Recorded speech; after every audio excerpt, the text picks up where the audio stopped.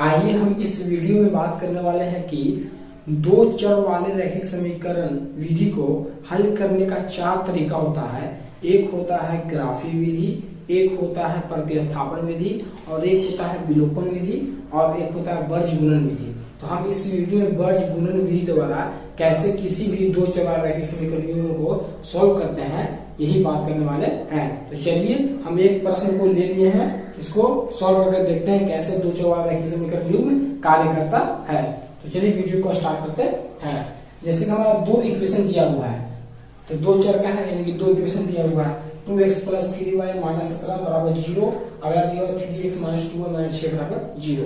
आपको यहाँ पर जो x और y दिख रहा है, यहाँ पर जो x और ये y दिख रहा है, इसी का मान ज्ञात करना कि x और y का मान क्या होगा। लेकिन किसका अप्लाई करके? तो क्रॉस मल्टीप्लीकेशन मेथड का अप्लाई करके। तो ये होता क्या है, तो कल की वीडियो में हमने बात किया है, इसमें जो x और y का फॉर्मूला होता है तो वो x बराबर होता है, बोला तो याद करते हैं BC, ऐसे याद करते हैं BC बटा AB 12 21 12 में लिखिए और माइनस करके 21 लिखिए। यहाँ भी लिखा था 12 21, 12 में लिखिए 21 पीछे लिखिए। ये लिखने का तरीका बताया था। एक y का जो फॉर्मूला बताया था वो बताया था CA बटा AB, ये भी उसी टाइप से था 12 और 21 माइनस में करके। AB को इसी टाइप से लिखने को बताया था 12 और 21। ये फॉर्मूला है क्या चीज? ये एक्चुअल फॉर्मूला जो है वो है इस तरह से, x बराबर BC, BC को बाहर लिखना तो B1 C2, 12 हो गया 21 यानी B2 C1। AB को बाहर लिखना तो A1 B2 minus A2 B1। देखिए 12 21 ये x का फॉर्मूला है। ये फॉर्मूला को याद रहेगा तभी आप मान यहाँ पर ज्ञात कर सकते हैं। एक y का जो फॉर्मूला हमने लिखा क्या, CA बटा AB 12 21, तो C इक्वल के C1 और A2, 12 का 21 करना था C2 A1। AB को लिखना था, इसको लिख लीजिए A1 B2 minus A2 B1। ये आपका हो गया y का फॉर्मूला। y का फॉर्मूला को याद रहेगा तो y का मान निकल जाएगा साइन तरीके से। तो हम फॉर्मूला याद होना बहुत जरूरी है। और याद करने के लिए ट्रिक इसी को बताया था कि 12 कैसे याद करने का तरीका ऐसा आप याद कर सकते हैं। ये BC ऊपर AB नीचे और 12 21 रहेगा। 12 लिख के माइनस करना है 21 को, तो देखिए 12 1 2 12 21 लिखा हुआ है। इसी तरीके से याद करते हैं फॉर्मूले को। अब क्वेश्चन को देखते हैं। तो क्वेश्चन दिया हुआ इस टाइप से, इसको हम व्यापक रूप से कंपैरिजन करके A1 B1 C1 A2 B2 C2 का मान ज्ञात कर लेते हैं। तो जैसे व्यापक रूप क्या होता है, तो व्यापक रूप होता है A1x + B1y + C1 = 0। एक और व्यापक रूप होता है A2x + B2y + C2 = 0। यही व्यापक रूप होता है। अब इसको अगर आप फर्स्ट मान लीजिए, इसको अगर आप सेकेंड मान लीजिए, तो फर्स्ट तो फर्स्ट से कंपैरिजन कीजिए। तो जब फर्स्ट से कीजिएगा तो आप यहाँ पे दिया हुआ कितना है, तो दिया हुआ आपका है 2x + 3y - 17। यहाँ पे ऐसे लिख सकते हैं, इसको यहाँ पर लिख देते हैं कंपैरिजन के लिए 2x + 3y और -17 लिखा हुआ, इसको ऐसे लिख सकते हैं प्लस इंटू -17 और बराबर 0 0। इसको इससे कंपैरिजन करते हैं, A2 लिख देते हैं 3x और -2y को लिख सकते हैं प्लस इंटू -2y, तो y की प्लस माइनस हो जाएगा, यहाँ पे प्लस माइनस हो जाएगा 17 और प्लस तो प्लस -6 लिख सकते हैं प्लस इंटू -6, क्योंकि प्लस माइनस 6 तो 6 बराबर 0 तो 0।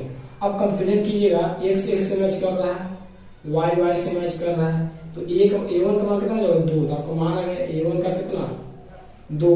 अब B1 का मान कितना हो जाएगा, तो B1 का मान हो जाएगा 3। B1 का मान कितना हो जाएगा, तो आपका 3। C1 का मान समझ लीजिएगा तो आएगा आपको -17। A2 का मान देखिए कितना हो जाएगा आपका, तो 3। A2 यहाँ पर मैच कर रहा है। B2 का मान आपको हो जाएगा, कंप्लीट कीजिएगा तो -2 और C2 का मान हो जाएगा आपको -6।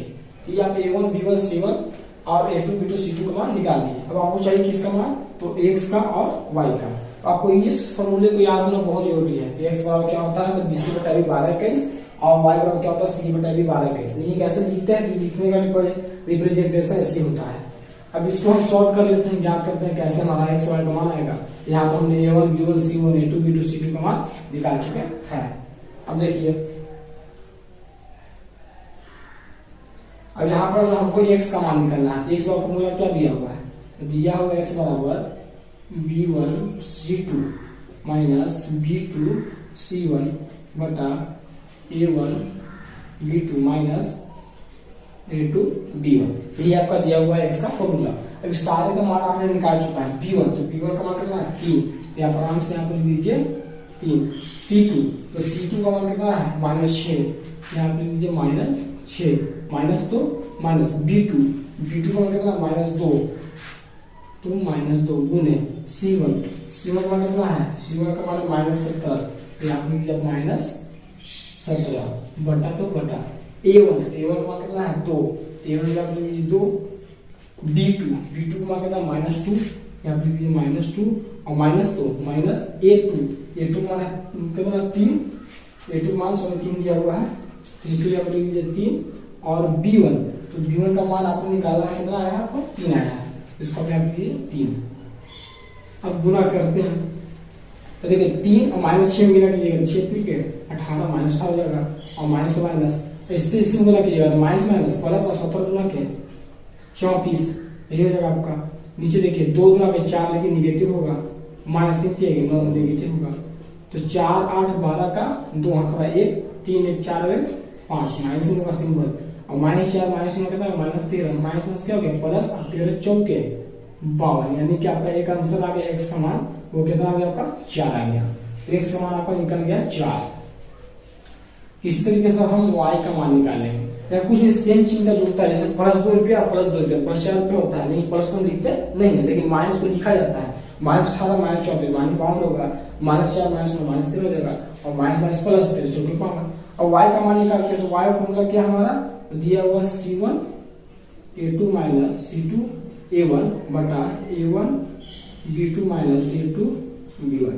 ये तरीका याद करने का 12 कैसे आप याद कर सकते हैं, तो इसका मान पुट कर लेते हैं, तो c1 और a2 का मान देखिए, तो c1 का मान कितना -17, a2 का 3, इसको लिख देते हैं -17 गुने 3 माइनस c2 का मान देखिए, c2 का -6 a1 का मान 2, तो -6 और गुने 2, a1 का मान देखिए ये वाला और ये वाला दोनों क्या है सेम है, तो जो इसका मान होगा वही इसका मान होगा, तो इसका मान कितना है आपका कैलकुलेट करने पर, तो कितना आ गया आपका, तो -13 आ गया था, इसको डेटा -13 लिख सकते, कोई दिक्कत नहीं, क्योंकि ये दोनों क्या है आपस में, ये और ये दोनों आपस में सेम है, जो इसका मान आएगा वो इसका मान आएगा, इसका मान 200 के कितना था -13, जो यहाँ काटे था तो -13 यहाँ पे दीजिए, अब कैलकुलेट कर लीजिए, तो 17 3 51 -51 माइनस तो माइनस 6 गुना के 12 -12 बटा -13 तो 13, -51 तो 51 और माइनस क्या हो गया प्लस 12 तो 12 बटा -13 तो 13, ये 11 में से 2 हो गया तो 9,